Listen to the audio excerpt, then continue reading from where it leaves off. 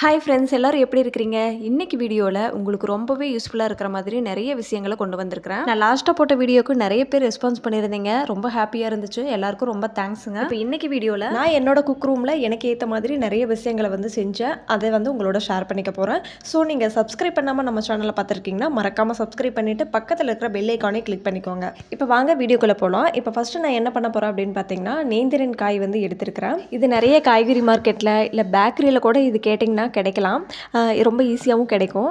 இதை வச்சு நம்ம நிறைய ரெசிபிக்கு யூஸ் பண்ணிக்கலாம். உங்கள் குழந்தைங்களோட வெயிட் கெயின் ஆகலை, ரொம்ப லீனாக இருக்காங்க அப்படின்னா இது நீங்கள் செஞ்சு வச்சுக்கிட்டிங்கன்னா கண்டிப்பாக யூஸ்ஃபுல்லாக இருக்கும். இதை எப்படி யூஸ் பண்ணணும், எது இதில் யூஸ் பண்ணிக்கலாம் அப்படின்னு சொல்லிட்டு பின்னாடி நான் சொல்கிறேன். இந்த காய் நல்லா பச்சையாக இருக்கிற மாதிரி பார்த்து வாங்கிக்கோங்க. இது கட் பண்ணும்போது நம்ம கைக்கு தேங்காய் எண்ணெயோ இல்லை கடலை எண்ணெய் இந்த மாதிரி ஏதாவது கைக்கு தடவிட்டு அதுக்கப்புறமா கட் பண்ணிங்கன்னா நம்ம கையில் அந்த பிசு பிசுப்பாக எதுவும் ஒட்டாமல் இருக்கும். இப்போது இதோட தோல் நான் நீக்கி விட்டுக்கிறேன். இந்த தோல் நீக்கின உடனே நீங்கள் தண்ணியில் போட்டு வச்சுக்கணும். அப்போ தான் அந்த வாழைக்காய் கருக்காமல் இருக்கும். இப்போ ஒரு ஸ்லைசர் வச்சு நல்லா சீவி எடுத்துக்கோங்க சின்ன சின்னதாக. இப்போ இதை நல்லா சீவிட்டு ஒரு 3 நாளைக்கு நல்லா வெயிலில் காய வச்சு எடுத்துக்கோங்க. நல்லா மொறு மொறுன்னு காஞ்சிருக்கணும். நல்லா காஞ்சதும் ஒரு மிக்ஸி ஜாரில் போட்டுட்டு நல்லா பவுடராக அரைச்சி எடுத்துக்கோங்க. அடுத்ததாக ஒரு சல்லடை வச்சு நல்லா சலிச்சுக்கோங்க. அப்போ தான் நமக்கு கஞ்சி காய்ச்சும் போது கட்டி இல்லாமல் இருக்கும். அதனால் சல்லடை வச்சு நல்லா சலிச்சுக்கிட்டு நீங்கள் ஒரு பாக்ஸில் ஸ்டோர் பண்ணி வச்சுக்கோங்க. 2-3 மாதம் ஆனாலுமே இது கெடவே கெடாது. இது 6 மாத குழந்தைங்கள்லேருந்தே கஞ்சு மாதிரி காய்ச்சி கொடுக்கலாம். இந்த நேந்திரன் பவுடரில் ஏகப்பட்ட சத்துக்கள் இருக்குதுங்க. பாலில் கூட காய்ச்சி ஆற்றி கொடுக்கலாம். நம்ம பெரியவங்களுக்கு தோசை மாவில் பணியாரம் சுடும் போதோ அந்த மாவில் இந்த பவுடர் கொட்டி நல்லா மிக்ஸ் பண்ணி நம்ம சாப்பிட்லாம். அது மட்டும் இல்லாமல் சப்பாத்தி மாவில் கூட இதை கலக்கி சாப்பிட்லாம். டேஸ்ட் வைஸ் ஒன்றும் அவ்வளோ டிஃப்ரெண்ட் தெரியாது. ஆனால் சத்துக்கள் நமக்கு கண்டிப்பாக கிடைக்கும். கடைகளில் அதிக விலை கொடுத்து வாங்குறதுக்கு பதிலாக கொஞ்சம் டைம் ஸ்பெண்ட் பண்ணி இதை ரெடி பண்ணி வச்சுக்கிட்டோம் அப்படின்னா ரொம்ப யூஸ்ஃபுல்லாக இருக்கும். ரொம்ப சத்துக்களும் கூட. நீங்கள் ஸ்டோர் பண்ணி வைக்கும்போது கண்ணாடியிலையோ இல்லை இந்த மாதிரி சில்வர் கண்டெய்னரில் ஸ்டோர் பண்ணி வச்சுக்கோங்க. இப்போ அடுத்து என்னன்னு பார்க்கலாம். இந்த முருங்கை இலை தான். முருங்கை இலையில எவ்வளோ சத்து இருக்குன்னு யாருக்கும் சொல்ல தேவையில்லை, எல்லாருக்குமே கண்டிப்பாக தெரியும். நான் ரீசெண்டாக நாட்டு மருந்து கடைக்கு போயிருந்தேன். அங்கே பார்த்தீங்கன்னா நிறைய பாக்கெட்ஸ் நிறைய வெரைட்டி இருந்தது. அதில் பார்த்தீங்கன்னா முருங்கை இலை உப்பு, அப்புறம் பிரண்டை உப்பு அப்படின்னு சொல்லிட்டு நிறைய வெரைட்டியில் உப்பு வச்சுருந்தாங்க. இப்படியெல்லாம் கூட இருக்குதான்னு சொல்லிட்டு எனக்கு அப்போ தான் தெரிஞ்சுது. சரி, இதை நம்ம வீட்லேயே ட்ரை பண்ணி பார்க்கலாம்னு சொல்லிட்டு ட்ரை பண்ணி பார்த்துருந்தேன். அதை தான் உங்களோட ஷேர் பண்ணிக்கணும்னு நினச்சேன். வீடியோ ஃபுல்லாக பாருங்கள், ஸ்கிப் பண்ணாமல். இந்த இலையை மட்டும் தனியாக பிரித்து எடுத்துட்டு அதில் இருக்கிற அந்த காம்பெல்லாம் நம்ம பிரித்து எடுத்துடலாம். இப்போ இதை நல்லா வாஷ் பண்ணிவிட்டு ஒரு நாள் ஃபுல்லாக நிழல்லையே நல்லா காய விட்டுக்கிட்டேன், இந்த தண்ணியெல்லாம் வடிகட்டுற அளவுக்கு. இந்த முருங்கை இலையில் நான் 2 ரெசிபி செஞ்சு வச்சுக்க போகிறேன்.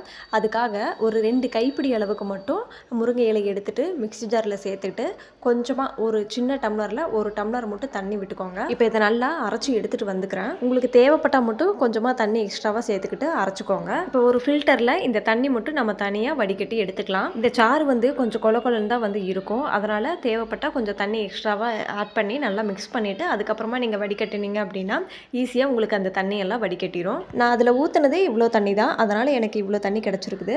இப்போ ஸ்டவ்வில் இரும்பு சட்டி வச்சுருக்கிறேன். நீங்கள் கம்பல்சரி இரும்பு சட்டி இல்லைன்னா மண்பானை, அப்படி இல்லைன்னா இந்தோலியம் சட்டி வச்சுக்கோங்க.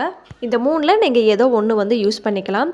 அலுமினிய சட்டி நீங்கள் யூஸ் பண்ணவே கூடாது. ஏன்னா நம்ம இதில் உப்பு கொட்ட போகிறோம். அதனால் அலுமினிய பாத்திரத்தில் நம்ம உப்பு கொட்டும் போது அது வேறு மாதிரி ரியாக்ஷன் ஆகும் அப்படின்னு சொல்கிறாங்க. அதனால் நம்ம இரும்பு சட்டியில் வச்சு நான் உப்பு வறுத்து எடுத்துக்க போகிறேன். உப்பு பார்த்திங்கன்னா அயோடின் இல்லாத உப்பாக பார்த்து எடுத்துக்கோங்க. இப்போ இதில் நம்ம அந்த அரைச்சி வச்சுருந்த தண்ணி இருக்குது பார்த்திங்களா, அதை இதில் ஆட் பண்ணிக்கலாம். அடுப்பை மீடியம் ஃப்ளேமில் வச்சுக்கோங்க. உப்பு நமக்கு கருகிடக்கூடாது. இப்போது இது எல்லாமே நல்லா மிக்ஸ் ஆகிற அளவுக்கு கலந்து விட்டுக்கோங்க. இப்போ இது ரெண்டுமே நல்லா மிக்ஸ் பண்ணுற அளவுக்கு கலந்து விட்டாச்சு. இதோட நம்ம நிறுத்த போகிறதில்ல. அதில் கொஞ்சமாக ஈரப்பதம் இருக்கும். நம்ம இதை நல்லா வறுத்து எடுக்கும்போது அப்படியே லைட்டாக தண்ணி விடுற மாதிரி இருக்கும். அது மட்டும் இல்லாமல் நம்ம ஒரு 10 நிமிஷத்துக்கு நல்லா கிளறி விட்டுட்டே இருந்தீங்க அப்படின்னா நல்லா ட்ரையாக மாறும். அது வரைக்கும் நல்லா நம்ம கலந்து விட்டுக்கணும். உப்பு நல்லா கருகிடாமல் அதனோட கலரும் சேஞ்ச் ஆகக்கூடாது. அந்த அளவுக்கு நல்லா வறுத்து எடுத்துக்கணும். இப்போ பார்த்தீங்கன்னா ஃபுல்லாக ட்ரை ஆயிருச்சு. அந்த உப்பும் அந்த முருங்கை இலையோட சாரும் நல்லா மிக்ஸ் ஆயிருச்சு. இந்த ஸ்டேஜில் நம்ம ஸ்டவ் ஆஃப் பண்ணிக்கலாம். இப்போது இதை ஒரு பிளேட்டில் கொட்டிட்டு நல்லா ஆற விட்டு எடுத்துக்கணும். இந்த உப்பு நம்ம எல்லா விதமான குழம்புகளுக்குமே யூஸ் பண்ணிக்கலாம். இந்த மாதிரி பண்ணும்போது அந்த முருங்கை இலையோட சத்துக்கள் நமக்கு கண்டிப்பாக கிடைக்கும். ஏன்னா இந்த உப்பு நம்ம எல்லா விதமான உணவுகளுக்கும் சேர்த்திக்கிறதுனால அந்த முருங்கை இலையோட சத்துக்கள் நமக்கு கண்டிப்பாக கிடைக்கும். அதே மாதிரி இன்னொரு விஷயம் ஷேர் பண்ணணும்னு நினச்சேன். என்ன அப்படின்னு பார்த்தீங்கன்னா, தூளுப்பு யூஸ் பண்ணவே கூடாது அப்படின்னு சொல்கிறாங்க. அதனால் இந்த உப்பையே மிக்ஸி ஜாரில் போட்டுட்டு நல்லா தூளுப்பு அளவுக்கு நைஸாக அரைச்சி எடுத்துக்கிட்டிங்க அப்படின்னா அதையே நம்ம தூளுப்பாக யூஸ் பண்ணிக்கலாம். ஸோ நீங்கள் ஹெல்த்தியாக இருக்கணும் அப்படின்னு நினச்சிங்கன்னா தூளுப்பு கடையில் வாங்காமல் இந்த மாதிரி செஞ்சு வச்சுக்கிறது ரொம்பவே பெட்டர். இப்போது நம்ம மீதி எடுத்து வச்சுருந்த முருங்கை இலையில் ஒரு ரெசிபி செய்ய போகிறோம். இதுக்காக 1 கப் அளவுக்கு முருங்கை இலை எடுத்துருக்கிறேன். இப்போ கடாயில் இந்த 1 கப் அளவுக்கு முருங்கை இலையை சேர்த்துக்கிட்டு நல்லா வறுத்து எடுத்துக்கணும். நம்ம ஆல்ரெடி நல்லா கழுவி தான் வந்து காய வச்சு அந்த தண்ணியெல்லாம் இல்லாமல் காய வச்சு எடுத்து வச்சுருக்கிறோம். அதனால் இது நல்லா மொறுமொறுப்பாக வறுத்து எடுக்கிறதுக்கு ரொம்ப ஈஸியாக இருக்கும். நீங்கள் முருங்கை இலை உப்பு மட்டும் செய்கிறீங்க அப்படின்னா அப்போவே நீங்கள் முருங்கை இலையை கழுவி மிக்ஸி ஜாரில் போட்டு அரைச்சி எடுத்துக்கலாம். நான் இந்த ரெசிபி பண்ணுறேன் அப்படிங்கிறதுனால நான் நேற்றே வந்து நல்லா கழுவி அந்த தண்ணியெல்லாம் காய வச்சு எடுத்துக்கிட்டேன். இதை வறுக்கும்போது கவனிக்க வேண்டிய முக்கியமான விஷயம் என்னென்னு பார்த்தீங்கன்னா அடுப்பை நல்லா லோ ஃப்ளேமில் வச்சுக்கணும். அந்த முருங்கை இலையோட கலர் வந்து கொஞ்சம் கூட மாறக்கூடாது, பச்சை கலரில் தான் வந்து இருக்கணும். அதை வறுக்கும் போதே நல்லா சவுண்டு கேட்கும். அடுத்ததாக கையில் எடுத்து பார்க்கும்போது நல்லா உடையும். அந்த ஸ்டேஜில் நம்ம ஸ்டவ் வந்து ஆஃப் பண்ணிக்கலாம். இப்போ அதே கடாயில் உளுந்து வந்து எடுத்துருக்கிறேன். நம்ம 1 கப்பு முருங்கை இலை சேர்த்துக்கிட்டோம். அதில் 1/4 கப் அளவுக்கு உளுந்து வந்து சேர்த்துருக்கிறேன். இது கூடவே கடலைப்பருப்பு 2 ஸ்பூன் சேர்த்துருக்கிறேன். இது ரெண்டையுமே நல்லா கோல்டன் ப்ரௌன் வர அளவுக்கு நல்லா வறுத்து எடுத்துக்கோங்க. இதையும் நல்லா தீய விடாமல் நல்லா மீடியம் ஃப்ளேமில் வச்சு நல்லா வந்து வறுத்து எடுத்தீங்க அப்படின்னா இந்த அளவுக்கு நமக்கு கலர் கிடைக்கும். இப்போ நம்ம தனியாக எடுத்து வச்சுக்கலாம். மறுபடியும் அதே கடாயில் 1 ஸ்பூன் மிளகு சேர்த்துருக்குறேன். நான் காரமெல்லாம் கம்மியாக தான் சேர்த்துருக்குறேன். மிளகு 1 ஸ்பூன், சீரகம் 1 ஸ்பூன் சேர்த்துக்கிட்டு 2 வரமிளகா மட்டும் சேர்த்துக்கிறேன். உங்களுக்கு காரம் அதிகமாக வேணும்னா நீங்கள் 10 வரமிளகா கூட சேர்த்துக்கலாம். அடுத்ததாக ஒரு 5-6 பல் பூண்டு வந்து சேர்த்து நல்லா வந்து வதக்கி எடுத்துக்கிறேன். இப்போ நாம் இந்த பருப்பு வகைகள் வந்து இருக்குது பார்த்தீங்களா, இந்த பிளேட்டில் இருக்கிறதெல்லாம் ஃபஸ்ட்டில் நாம் வறுத்து எடுத்துக்கலாம். அடுத்ததாக வந்து நாம் முருங்கை இலையை சேர்த்து வறுத்துக்கலாம். இப்போ இந்த முருங்கை இலையெல்லாம் நல்லா ஆறுனதும் பார்த்திங்கன்னா இன்னும் நல்லா மொறுமொறுப்பாக வந்து ஆயிடுச்சு. இப்போ மிக்ஸி ஜாரில் போட்டுட்டு இந்த அளவுக்கு நல்லா கொரகொரப்பாக வந்து அரைச்சி எடுத்துக்கோங்க. ரொம்ப நைஸாக வந்து அரைச்சி எடுக்க வேண்டாம். அடுத்ததாக இது கூடவே முருங்கை இலையும் சேர்த்துக்கிட்டு நான் அரைச்சி எடுத்துகிட்டு வந்துடுறேன். இப்போ இதை அரைச்சி எடுத்துகிட்டு வந்துட்டுங்க. இது எந்த அளவுக்கு அரைச்சிருக்கேன்னு பார்த்தீங்கன்னா இந்த ரவை வந்துருக்கு பார்த்தீங்களா, அந்த கன்சிஸ்டன்சிக்கு நான் அரைச்சி எடுத்துருக்கிறேன். இதையும் நல்லா ஆற விட்டுட்டு ஒரு கண்ணாடி ஜாரில் ஸ்டோர் பண்ணி வச்சுக்கலாம். இப்போ இது அரைச்சி எடுத்துகிட்டு வந்த கேப்பில் உப்பும் வந்து நமக்கு நல்லா ஆறிடுச்சு. இப்போ இந்த முருங்கை இலை பொடியை நம்ம எப்படி சாப்பிட்லாம் அப்படின்னா, நம்ம தோசை சுட்டோம் அப்படின்னா அதுக்கு மேலே நம்ம தூவி கூட சாப்பிட்லாம்.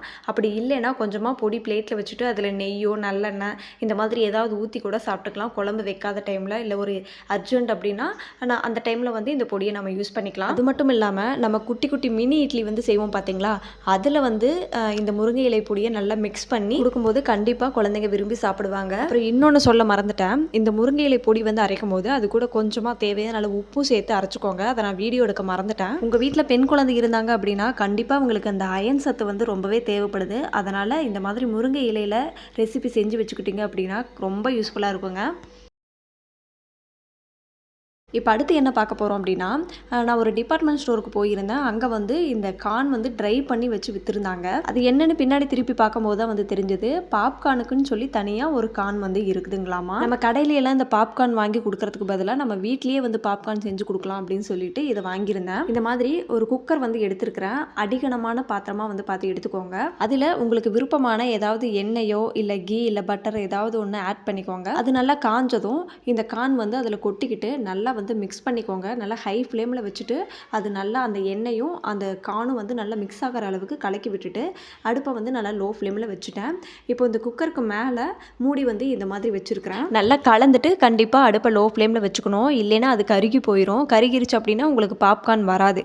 அதனால் நல்லா கலந்துட்டு அதுக்கப்புறமா லோ ஃப்ளேமில் வச்சு நீங்கள் செய்யும்போது நல்லா பாப்கார்ன் ரெடி ஆயிரும். குக்கர் மூடி போட்டதும் நல்லா சடச்சடன்னு சவுண்டு கேட்கும். அந்த சவுண்டு வந்து நின்னதும் நீங்கள் ஓப்பன் பண்ணி பார்த்தீங்கன்னா பாப்கார்ன் ரெடி ஆயிரும். நம்ம கடையில் இந்த பாப்கார்ன் வந்து வாங்கி கொடுக்கறதுக்கு பதிலாக இந்த மாதிரி வாங்கி வச்சுக்கிட்டிங்கன்னா ரொம்ப யூஸ்ஃபுல்லாக இருக்கும். நான் வந்து ரெடிமேடாக பாப்கார்ன் செய்கிற மாதிரி ஒரு பேக்கெட் வாங்கியிருந்தேன். பட் அது ரொம்பவே வந்து அன்ஹெல்த்தி. அதுக்கு பதிலாக இந்த மாதிரி வாங்கி வச்சுக்கிட்டோம் அப்படின்னா ரொம்ப யூஸ்ஃபுல்லாக இருக்கும். எனக்கு இந்த விஷயம் இப்போ தான் தெரிஞ்சுது. அதனால தான் உங்களோட நான் ஷேர் பண்ணிக்கிட்டேன். அவ்வளோதாங்க. இந்த வீடியோ உங்களுக்கு யூஸ்ஃபுல்லாக இருந்ததா? வீடியோ பிடிச்சிருந்தது நினச்சிங்கன்னா மறக்காமல் லைக் பண்ணிக்கோங்க. ஃப்ரெண்ட்ஸ் அண்ட் ஃபேமிலிக்கு ஷேர் பண்ணிவிட்டு சப்ஸ்கிரைப் பண்ண மறக்காதீங்க. அப்படியே பக்கத்தில் இருக்கிற பெல் ஐக்கானையும் கிளிக் பண்ணிக்கோங்க. இதே மாதிரி நிறைய யூஸ்ஃபுல்லான வீடியோ அப்கமிங் வீடியோஸில் கண்டிப்பாக வரும். தேங்க்ஸ் ஃபார் வாட்சிங்.